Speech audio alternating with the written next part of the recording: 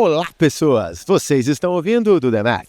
Eu sou Marcel Giraldini, founder e Chief Growth do Math Group, e o papo hoje é sobre resolver problemas. É isso? Mudou alguma coisa em resolver problemas, Fabiana Amaral? Olha, resolver problemas segue sendo um desafio constante, mas tem muita coisa que mudou. E para isso a gente trouxe aqui o Vinícius Forcinito, Head of Solution da Math. Vini, é um prazer te receber aqui no The Math. Obrigado pelo convite, é sempre um prazer voltar a conversar com vocês aqui. Vini, eu vou começar para a gente fazer um comparativo depois, porque eu sei que esse papo vai ser muito interessante e fluido. Como era criar soluções antes de GenAI?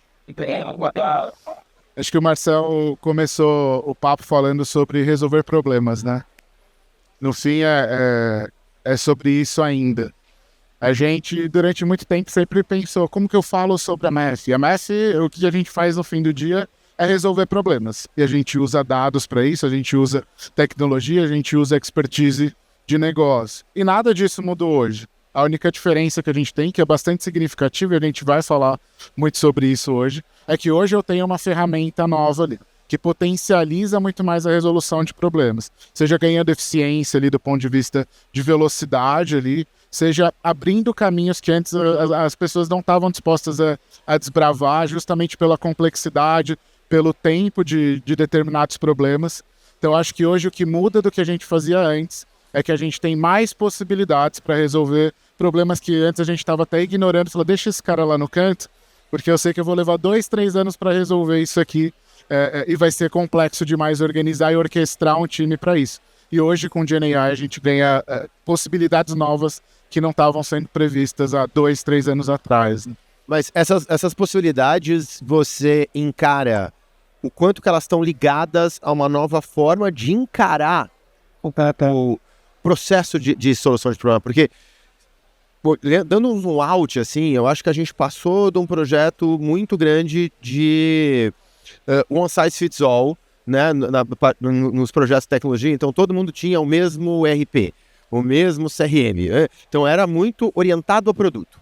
E aí foi, cara, não dá. A gente quer colocar o cliente no centro, a gente tem o nosso jeito, a nossa cultura. Então, a gente vai para um grande momento de projetos customizáveis. E aí, assim, né, esses projetos sob medida e customizáveis, eles passavam a tender ao infinito, né, deixando um legado que poucas vezes você conseguia aproveitar o que estava feito para uma nova coisa. Hoje parece que a gente está entrando num momento, para falar uma era parece demais ainda, talvez daqui a alguns anos a gente pode entender que tenha sido uma era, mas um momento em que se busca soluções mais reutilizáveis. Não só soluções reutilizáveis porque eu vou pegar componentes que estão prontos, que a Math tem na plataforma ou que um outro parceiro tem em algum lugar, mas soluções reutilizáveis porque eu posso reutilizar, né, eu como empresa, como companhia, posso reutilizar aquilo que eu já fiz para outra área aqui dentro. Essa é a minha percepção, mas me parece que muda o jeito de encarar como eu vou aceitar resolver o meu problema. Você percebe que é neste momento que a gente está transicionando agora ou tem mais elementos por trás disso? Eu acho que esse momento está sendo evidenciado agora para algumas pessoas, né? A gente já faz isso há muito tempo. Então, quando eu olho para a implementação de uma ferramenta, seja ela qual for ali, eu encaixoto a resolução de um determinado problema naquilo, né? Hoje a gente precisa ir um pouco mais além. Então, antes, mesmo que eu tivesse ali minha base de dados, né, de um jeito ali que funcionasse, eu conseguia jogar isso para uma ferramenta CRM, eu conseguia implementar uma ferramenta de visualização de dados e tal. Hoje, com a GenAI ali, isso já não é mais uma possibilidade. Eu preciso pensar muito mais amplamente ali. Então, eu não consigo mais só olhar e falar, legal, hoje o ChatGPT resolve meu problema. Hoje o Llama vai resolver meu problema. Hoje o que tem na Anthropic vai resolver meu problema. Não. Hoje não dá mais para ignorar todo o processo de resolução e concepção de um caso de uso, de um business case, para entender de fato qual é o problema. E quais são as etapas. Que a gente tem débitos técnicos agora, que vão ficar bastante, estão ficando muito evidentes, e que não dá mais para ignorar. Então, eu preciso ter meus dados muito bem estruturados, eu preciso ter muito claro qual que é o problema que eu estou resolvendo, para eu conseguir, de fato, criar uma solução. E aí, de novo, não é só sobre a GenAI em si. Isso, para a gente, muda pouco. A gente conversando internamente, inclusive, a gente resolve problemas. Isso é nosso dia a dia, como eu falei anteriormente. Agora a gente tem algo que potencializa muito isso. mas o processo de construção ali, do que vai ser essa solução para resolver o problema, eu acho que agora ele está mais evidente, a necessidade dele, né?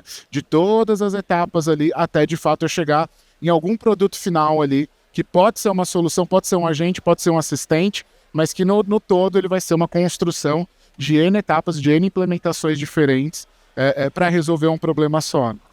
Ô Vini, você também está muito nessa linha de frente há bastante tempo com clientes e com várias conversas, né? Como que você vê na visão do cliente, assim, como isso está chegando para o cliente? Porque para eles também mudou muito, né? Antigamente, se você parava para pensar, eram grandes players ali, né? Que resolviam, que se posicionavam muito como eu vou resolver todos os seus problemas. No fim do dia, eles não olhavam para dentro do cliente, eles achavam a minha plataforma. Daí tá, quando você implementa no cliente, pô, não resolve, porque dentro daquele cliente ele tem particularidades, enfim, uma série de coisas ali. E tinha até uma certa frustração, né? E aí a gente passou por um momento onde vieram mais tecnologias, mais players e tudo mais que começaram a fazer essa composição. E agora a gente vem com coisas que aceleram isso ainda mais. Como você vê nas conversas que você tem ali, essa percepção e essa vivência do cliente nessa experiência mais completa, mais flexível, mais olhando, assim, fica uma insegurança do tipo, mas a gente vai criar coisas muito novas, ou quase um êxtase, putz, que legal, vamos criar coisas novas? Eu acho que agora a gente está chegando no momento das inseguranças e do êxtase aparecer. Até pouco tempo atrás, e é legal quando a gente fala agora do momento que a gente está, no passado, há um mês, no passado, há 2 semanas, as pessoas ainda estavam dentro eu preciso fazer alguma coisa com AI. Né? Então a gente sempre estava indo para conversas do tipo, tá, legal, mas o que a gente precisa fazer com AI? Hoje não. Hoje o cara já começa a olhar e entender soluções que ele pode utilizar, combinar, e às vezes ele está olhando para um modelo muito específico ali, entendendo, cara, beleza, isso me ajuda a resolver vários problemas. Mas qual que é o custo disso? Eu estou fazendo algumas contas aqui, para mim não está fechando. Essas conversas, elas têm surgido cada vez mais, o que não era muito comum antes. Um outro ponto, antes tinha uma barreira muito grande do usuário final, de fato, a ferramentas. Então, quando eu falo sobre um ecossistema CRM, quando eu falo de toda a stack de dados ali, é um negócio, né, gigante, para o cara ter acesso a algumas dessas ferramentas, ele dependia de todo esse processo de implementação. Hoje não, hoje o cara acessa um chat GPT da vida ali e ele começa a ter acesso ao potencial daquilo. Então, eu acho que está mais fácil de tangibilizar que aquilo tem valor de fato. Ainda é muito complexo construir essa proposta de valor junto com o cliente. Mas no dia a dia dele, muitas das pessoas que a gente atende hoje, das conversas que a gente tem, eles já usam no dia a dia deles ali e já virou uma ferramenta ali meio indispensável. Então agora ele começa a entender como que aquilo pode ajudar a área dele, a empresa dele e a carreira dele. Eu estava vendo o Ricardo Basalha, né? Ele tem uma coluna ali no Estadão e ele estava escrevendo sobre também desafios ali de você manter time e tudo isso, né? E ele fala algumas coisas sobre as pessoas se sentirem desafiadas e motivadas em cima de outros pilares, né? Mas uma das coisas que ele falou, a gente está gravando aqui na Febraban, uma das coisas que ele falou essa semana era muito sobre muitas pessoas estão usando GenAI, mas elas ainda não se sentem seguras para usar GenAI oficialmente, digamos assim, com o que as empresas estão oferecendo, né? E a gente sabe que isso tem uma camada, às vezes, da estrutura do cliente, que quer criar ali algumas mais amarras, talvez, do que precisaria, tal, e começa a ficar um pouco desenfreado, assim. Nas conversas que você tem, que é isso que você falou, muita gente está, assim, todo mundo está usando, em alguma medida está todo mundo usando, mas o quanto você sente que essas conversas, elas já estão maduras e caminhando para que seja de uma forma mais oficial, ou o quanto ainda aparecem iniciativas isoladas, sabe? Muito de cada área, ou de cada indivíduo mesmo. Hoje a gente já tem que atender budgets dedicados para a GenAI especificamente. Então vira uma meta da companhia. Quando a gente conversa com o gerente, quando a gente conversa com o diretor, ele já está sendo cobrado da VP, do CEO, seja lá o que for, sobre ter alguma coisa com AI. às vezes não tão amarrado, do tipo, cara, aumenta a conversão utilizando o GenAI. Traz saving aqui utilizando o GenAI. Não, mas traz. Nesse momento assim, cara, joga pra companhia, deixa a galera pensar junto e vamos ver o que vai sair disso, né? Então a gente tá nessa etapa agora. Algumas conversas que a gente tem já ficam meio claras. Então mesmo quando a gente vai conversar, às vezes, sobre a plataforma, por exemplo, já teve casos em durante a conversa, cara, puta, eu poderia criar um assistente para resolver tal problema? Sim, esse cara já tá entendendo como que aquilo funciona. Mesmo porque quando a gente fala da plataforma em si, tem toda a questão do ecossistema tecnológico que ela resolve, de toda a visibilidade, governança e tudo mais, mas ela vem junto com uma esteira de resolução de problemas ali, né? Então a gente cria esses casos de uso, e aí isso fica mais claro e dá até mais segurança pro cara, né? Puta, esses caras vão sentar aqui, vão entender o que está acontecendo e a gente vai chegar numa solução que faça sentido pra mim. É muito normal quando a gente, pegando até aqui o que a Fabi trouxe, né, da estrutura que já tem nos clientes, é muito normal a gente estar, de novo, né, falando do mercado financeiro, aqui no especial da Febraban, então é muito normal a gente olhar lá, tem segmento, canal, produto, né, e tudo isso tem a sua própria squad. Então você tem lá a squad do app, aí você tem a squad de crédito, e aí tu tem a squad de PJ. E aí se um cara de crédito PJ quer pedir crédito, né, se um cliente pessoa jurídica quer pedir crédito no app, ele nem sabe o que tá falando, para ele não importa mesmo. Mas o que acaba acontecendo é que a gente acaba vendo isso por si só trunca processos. Essa concepção, estou falando agora a engenharia, a estrutura organizacional que resolve o problema. Essa estrutura de squad por produtos específicos, por frentes específicas, que se multiplicou tal qual gremlins, né, nas instituições. Numa visão em que a gente está saindo de um momento de coda tudo para quais são os assets que eu posso reutilizar, até porque o conhecimento que eu estou gerando com esse cliente nesse processo, ele tem que fluir, porque o processo dele continua. Ela continua fazendo sentido? Ela pode ser reutilizada? Ela tem que ser adaptada ou ela tem que ser abandonada na tua visão? Eu acho que ela já não faz mais sentido há algum tempo, assim.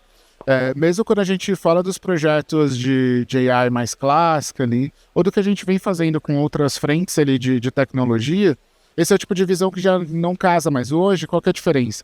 Ela está muito em evidência. Então a gente, em clientes diferentes, a gente já teve que lidar com o fato de ter, sei lá, diversas ferramentas de CRM dentro do mesmo cliente. Hoje isso está acontecendo com o AI, mas de uma forma não oficial. Então antes o cara conseguia de fato trazer alguma coisa ali para a área dele e tudo. Hoje a evidência é tão alta, principalmente pelo medo de segurança, né, que é um ponto bastante significativo, e custo, que está ficando muito, muito claro ali para as empresas hoje.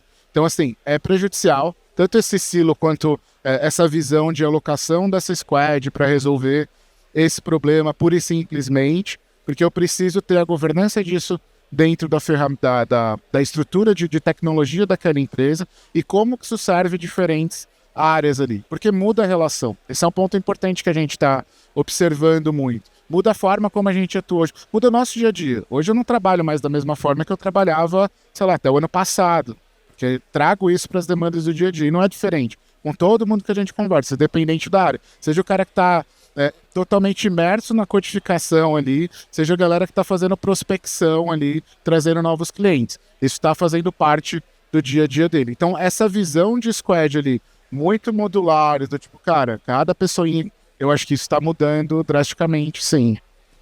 Marcel, eu quero fazer uma pergunta para você. Eu estava pensando aqui com isso que vocês estão falando, né?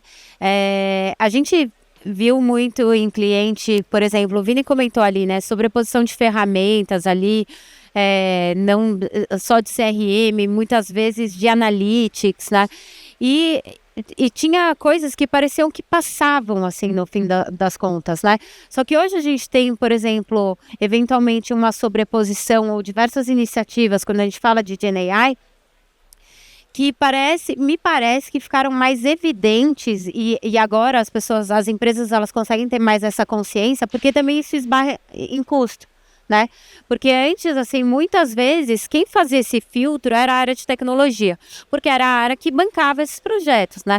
Então, hoje a gente sabe que a maior parte das empresas, ela tem o orçamento de tecnologia e um orçamento da área de negócio, e aí eles fazem uma divisão ali. na sua visão, você acha que essa sobreposição ela tende a diminuir por causa disso, porque fica muito explícito o que está gerando de custo, ou ela também ainda acontece por uma experimentação geral, sabe? Onde as pessoas ainda não tá tão claro qual é a melhor, por exemplo, qual é a melhor GenAI para quais objetivos, assim, o que você vê? Eu acho que vai ter um momento de tremenda experimentação. Eu acho que a gente está voltando para algo que tentou se institucionalizar lá atrás, que era o Bring Your Own Device, que é traga o seu device para a empresa, então traga o seu mobile. A gente está tendo quase um Bring Your Own AI, né? Porque as pessoas usam. Eu já estive, não vou falar com a empresa, mas já estava passeando com a empresa, a pessoa estava com o ChatGPT no modo Video Mode ligado, olhando para a tela dele. Então, assim, não pode usar o ChatGPT aqui dentro. O cara me falando isso e eu, quando saio da sala de reunião, tem uma pessoa usando o ChatGPT. E assim, vazamento de informação total, né? Porque ele tá lendo a tela e colocando. Então, eu acho que a gente ainda tem que se adaptar. Tentar descobrir qual é a melhor IA para resolver um determinado problema. A gente está no momento em que as IA estão elas são quase todas fundações. Então, a gente ainda não chegou no momento de ter as extremamente específicas, especializadas para isso, que essa que melhor resolve e tudo mais. Então a gente ainda deve ter um momento de proliferação. Tem uma coisa muito legal, que para todo mundo que é do marketing digital já viu, que era aquela coisa do Marketing Monitor. Que você tem ele faz, né? O pessoal tem ali desde 2012, 2013, e era ali, né? O Martech Landscape, que mostrava só as empresas que cuidam de... Cara, e era muito... E o objetivo era ser... O gráfico era para ter 5 mil. Tanto que ele chamava Martech Landscape 5 mil. No dia ele vai mapear a 5 mil. Tem mais de 1 milhão de empresas hoje, assim. É impossível ver aquele mapa em 100%. E se você tenta colocar tudo na tela, você não consegue ver nem os ícones de tanta coisa que tem. A gente talvez caminhe por um caminho desse lado. Então, assim, o normal... Se a gente não começa governando, e eu acho que o Vini trouxe, e governar no design da solução, não é governar depois que está tudo errado. Se a gente, no design, quando vai começar a pensar em desenhar uma solução, não começa a ter uma arquitetura de referência, não começa a ter um ambiente onde eu vou ter meus guidances ali, né, que não vai deixar falar besteira, que eu vou ter minhas conexões de dados já pré-estabelecidas. Não começar, a gente já sabe onde a gente vai acabar. Porque hoje, se a gente olha para o mercado o que foi a transformação digital, que é colocar esse monte de app para todo mundo usar, hoje ele é mais caro do que ele era antes. Ele veio para, vejam só, reduzir custos. E não é o que ele fez. Porque você tem hoje os custos de pagar essas empresas, né, que todas elas beberam no mesmo livro do Peter Thiel lá, né, do Zero to Hero lá, que é que ele prega o monopólio. Você tem que criar o monopólio para viciar o teu cliente. Então, assim, é muito claro o que elas estão procurando fazer. E elas vão continuar procurando fazer uma fórmula que funcionou. E por outro lado, você acabou sendo... mas muitas marcas acabaram sendo viciadas em diferentes empresas, né? Conseguiram...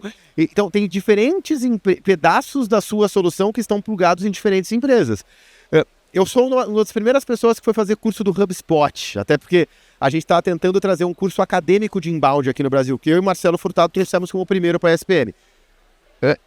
E assim, o HubSpot era muito barato.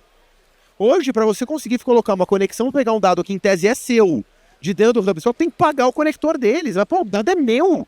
O dado não é seu, HubSpot, é meu cliente. E eles estão cobrando por isso. Então, eu acho que também tem um outro lado. Minha resposta é ambígua, mas eu acho que a gente está nesse momento.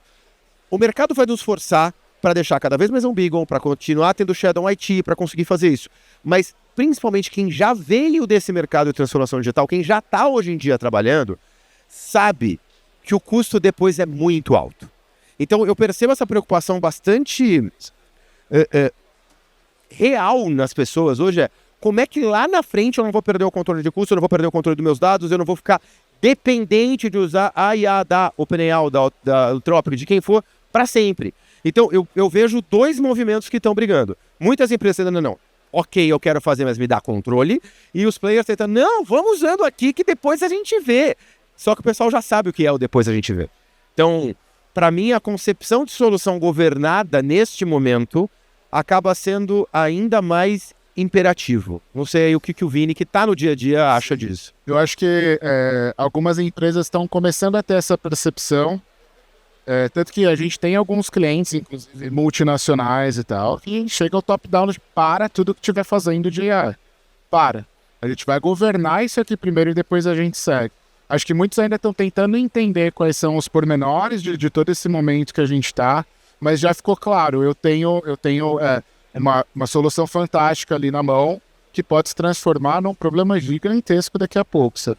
Então tem algumas iniciativas que estão sendo congeladas ali para a galera se reorganizar e tocar. Outros não, cara, vamos dar vazão aqui, mas assim, alinha por esse caminho, conversa com o TI, senta, a gente quebra barreiras que tiverem que quebrar mais burocráticas, mas a gente já segue com o mínimo de controle padrão, para amanhã a gente não ter mais soluções resolvendo as mesmas coisas em lugares diferentes e, de novo, com potencial de custo altíssimo. Você trouxe, eu gostei de uma coisa que é como é que a gente tem o padrão. A gente criou uma plataforma para ajudar a criar padrão. Então, essa é hoje a nossa forma de escalar. Os clientes querem criar suas próprias soluções e escalar. Agora, como é que a gente faz para escalar sem ser genérico? Como é que a coisa não fica genérica? Como é que a gente pode fazer algo que gere o valor específico para cada caso de uso? Eu acho que a gente volta no que é resolver problemas, né? Hoje a gente resolve problemas bastante complexos. E que no fim a gente quebra eles em vários mini probleminhas ali para juntar tudo e construir uma solução. Os aceleradores entram justamente aí.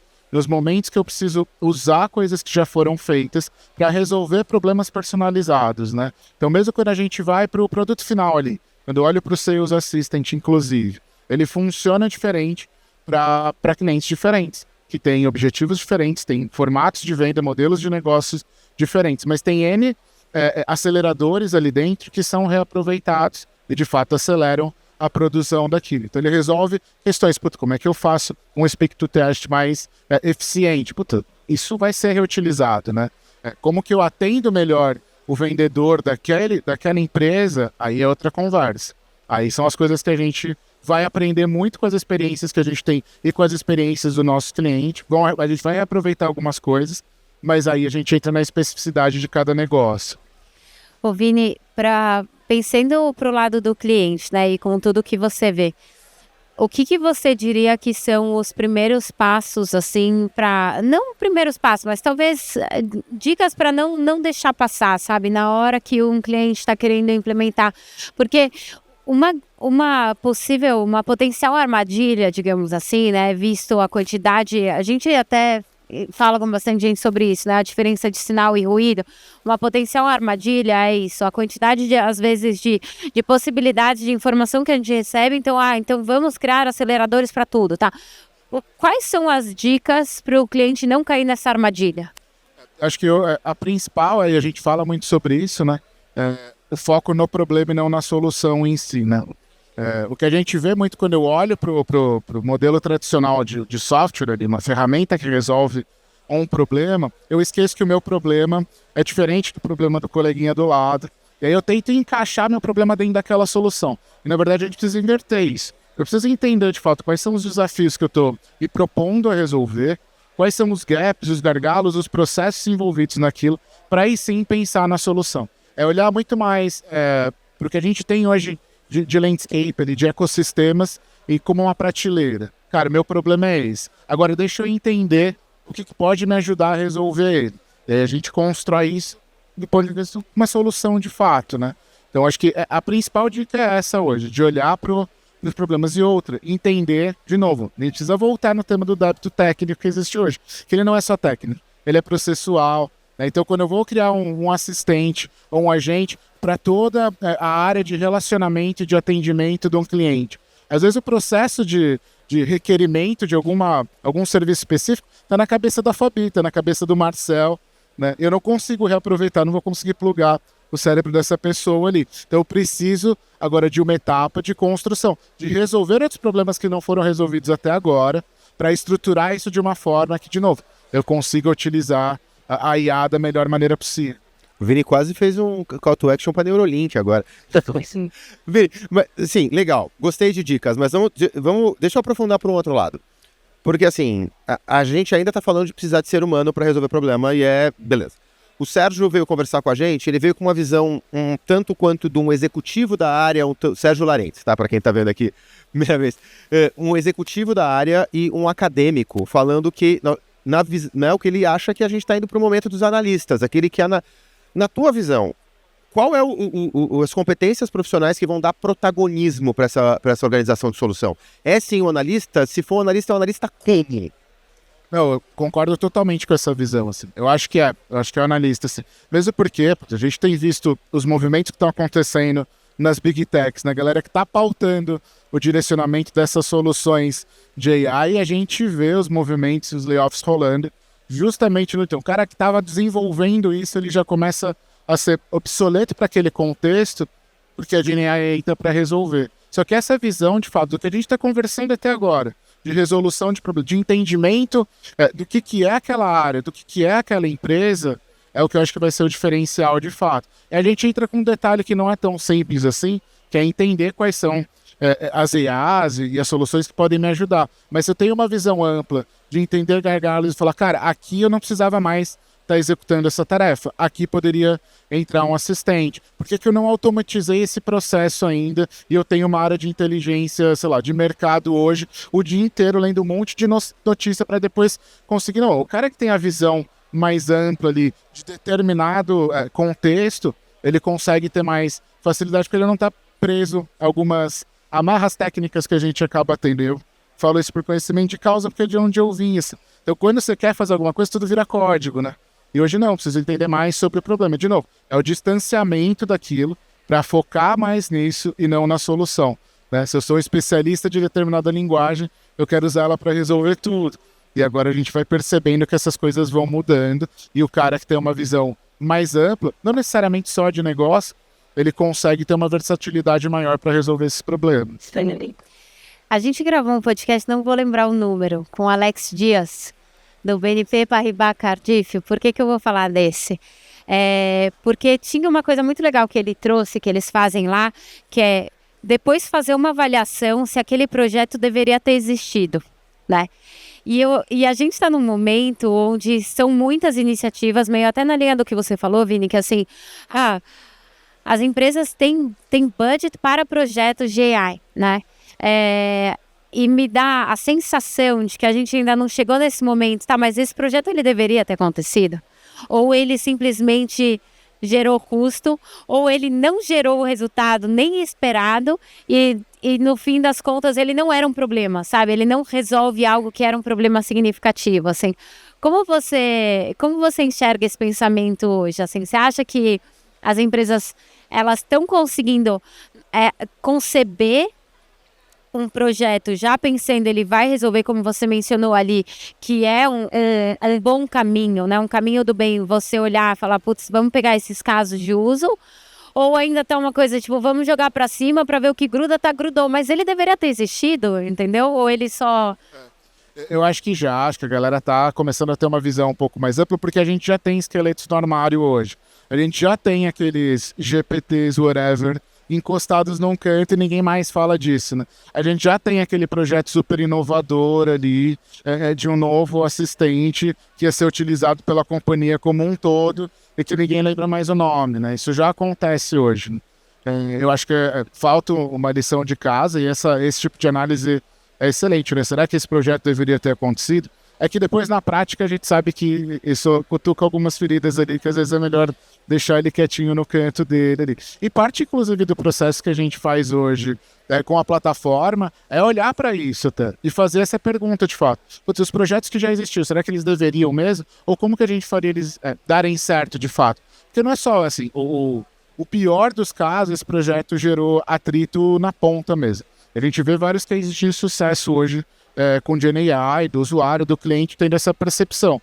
No melhor dos casos hoje, ele simplesmente foi inútil. E eu deixei ele no canto. Ele não causou problema nenhum. Óbvio, ele teve um custo, ele teve um gasto desnecessário de investimento ali, mas ele não chegou a causar um problema final. Então ele só dá um pouco de descrédito ali para o que dá para ser feito, mas as pessoas ainda enxergam potencial, mas ele não queria aquela barreira, tipo, não bota aqui, porque vai ferrar meu cliente. Ele já teve problema. Você trouxe a visão do gasto desnecessário do custo. Eu acho que não é só isso, né?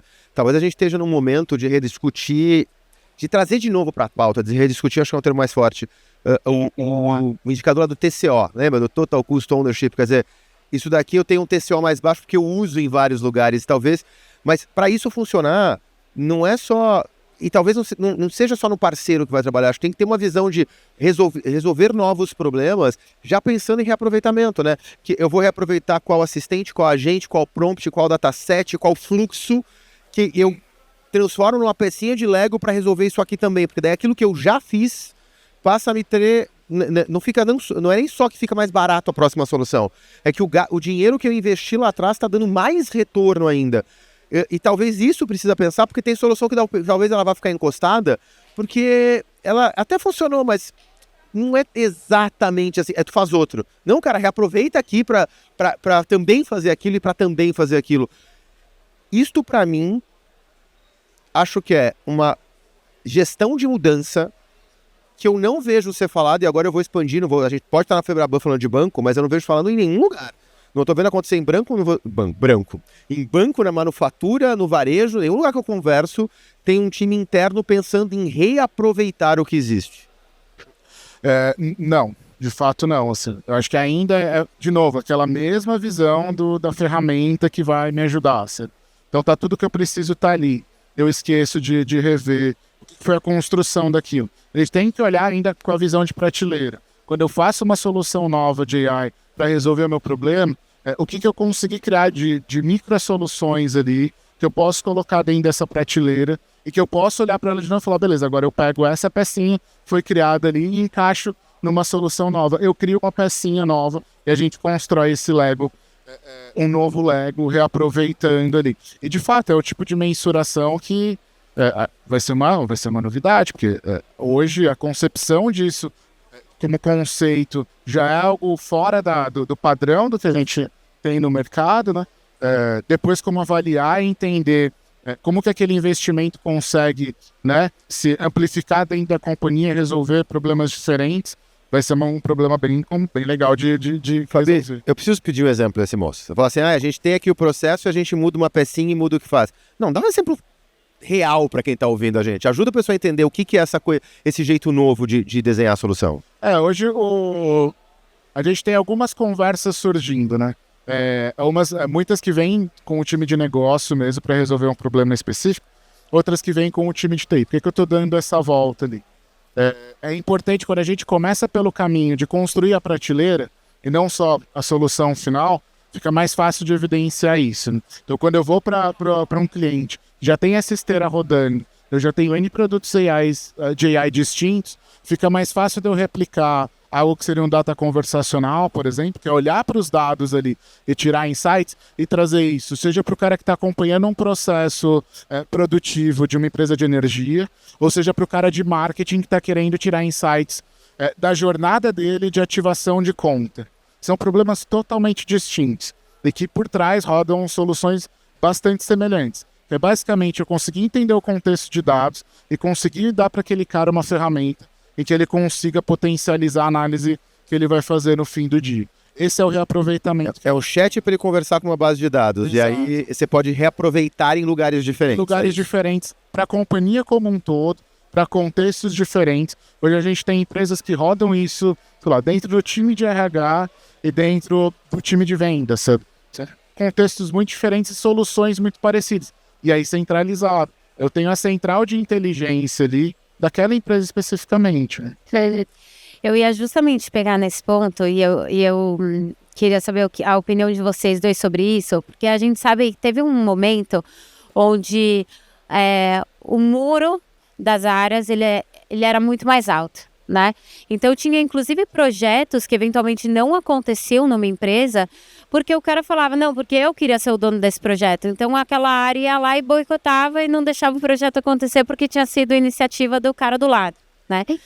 E aí esses muros foram sendo quebrados ali, né? Ou pelo menos uma parte deles, né?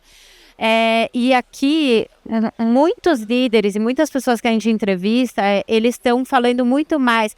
Aqui dentro da MEF, a gente sabe, a gente tem uma cultura muito forte colaborativa, né? E a gente, em todas as últimas conversas que a gente tem feito no Do The Math, As pessoas trazem muito essa coisa do tipo, é importante as discussões, eu quero trazer mais gente para a mesa, eu não quero todo mundo pensando igual, porque eu quero divergir para depois convergir, para depois avançar e gerar toda essa movimentação. E isso é muito legal, porque é uma mudança muito grande versus outros momentos que a gente já viveu. Vocês acham que isso está acontecendo na prática? Porque assim, ó, hoje quando a gente fala de tudo que tem à disposição, você ter um time, uma empresa que fomenta essa colaboração, você avança muito mais do que você achar que é o cara, que ele quer ser o cara que vai trazer IA. Não, a empresa inteira vai ter e tem possibilidade de rodar IA em todas as áreas. Não é mais, isso daqui fica debaixo da área de tecnologia porque tem uma dependência de um conhecimento técnico extremamente específico. Não, hoje você tem IA rodando no time de RH, do administrativo, no marketing, no financeiro, enfim, numa série de outras áreas. E quando a gente fala no discurso, isso está acontecendo. Vocês entendem que isso está acontecendo na prática? Está sendo empurrado ou não?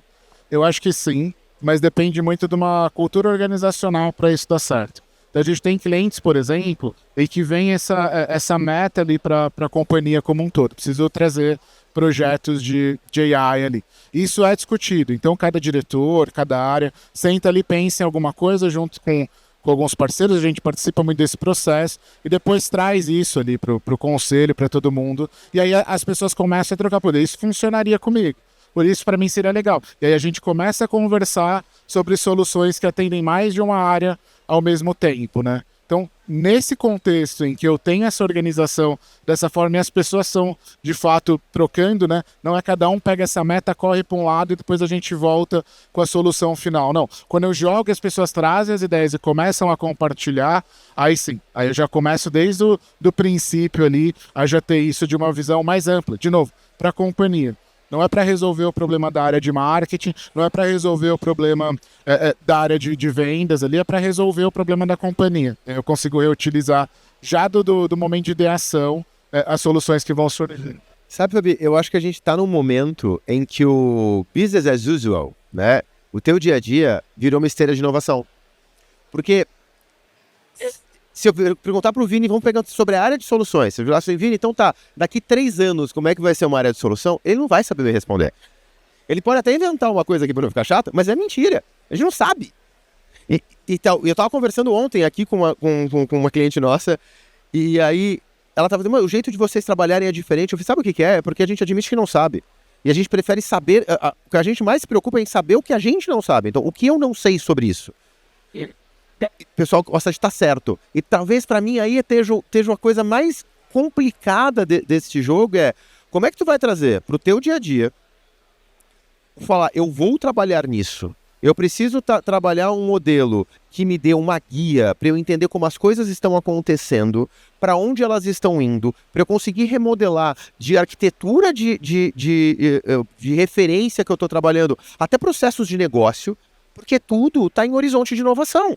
Então, eu estou fazendo esse projeto para amanhã. Então, ele não deveria ser tratado... Se a gente for voltar metodologicamente, vamos dizer assim, a gente está falando que um projeto, em vez de a gente pensar que ele seria waterfall e cascade, a gente tem que olhar ele com indicadores de H1, H2, H3 de horizonte de inovação.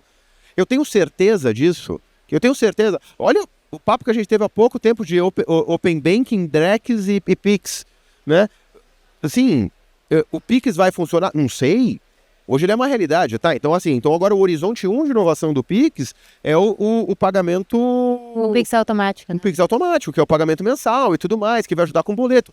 Esse vai funcionar? Não sei. Aí tu vai fazer uma solução sobre ele, de novo tu tá... Então, eu acho que é difícil, só que, de novo, o Pix, todo esse grupo de trabalho é um grupo de inovação financeira. Você trazer dentro da tua empresa ali um problema de RH é difícil, mas não quer inovar. Tá, então volta pro teu dashboard. Mas é que, então vamos trabalhar entendendo que o que está aqui, e eu acho que o André tá batendo muito, né? A hora do ROI não é hora da POC, porque qual que é a diferença? Porque o ROI eu vou fazer um piloto, eu vou pôr no mercado, não funcionou, pivota, eu tô buscando o retorno. Por quê? Porque é isso que a gente faz no horizonte de inovação. É complicado as pessoas trazerem isso para dentro das suas empresas e falar, o meu dia a dia... Né? O meu dia a dia em RH, o meu dia a dia no jurídico, vai ter um componente de inovação constante. Porque o jeito de fazer coisas agora, Ah, não, eu quero só automatizar o meu processo. Então nem faz. Se você não está pensando em mudar, nem faz, então eu quero mudar. Então isso é inovação. Então se é inovação, eu não sei se sobrevive 4 anos. Para mim, essa dicotomia é a coisa mais complexa do nosso dia a dia. Por isso que eu acho que o que a gente está tentando trazer com a plataforma, com a criação de SKUs, que o Vini trouxe o exemplo do Data Conversation aqui dentro, é para conseguir dar um pouco de porto seguro e previsibilidade num ambiente de extrema mudança. Porque não é que ele extrema mudança porque ele vai mudar. Não, ele nem está estável para ele mudar. Ele nunca parou, ele nunca estabilizou. E nem vai. E nem vai. Talvez não vai, sei lá, em uma década. Eu acho que essa é a parte mais interessante ali de ter uma mudança tão complexa quanto essa. A gente falou sobre inovação em setores que não tem como essência isso, né? Então eu estou mais preso a processo quando eu falo de uma parte jurídica, de um RH ali. E agora tem um choque dessa galera que não estava tão próxima quanto outras áreas acabam sendo, de inovação de fato.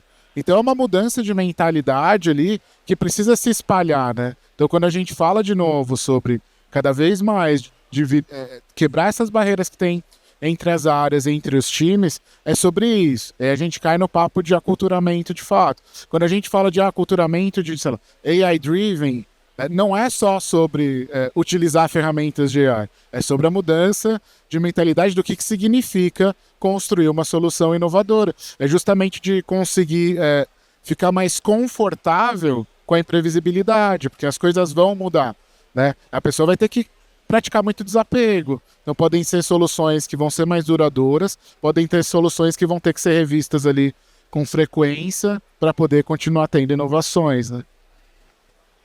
Acho que é isso, né? É isso. Não, eu tô, assim, é um papo tão delícia que a gente poderia continuar por muito tempo, mas a gente vai precisar fechar. Vini, muito obrigada por estar aqui de novo. Obrigado pelo convite, acho que vocês sabem onde me encontrar, né? Então, qualquer coisa é só dar um grito que eu apareço aqui. Eu nem te pergunto quantos você já fez, né? Sócio aqui. Obrigado mais uma vez. Gente. Quem chegou até aqui, eu sei que teve insight, então vai lá, dá um joinha pra gente, curte, compartilha, comenta, faz tudo que é muito bom pra gente. Valeu, Vini, obrigado.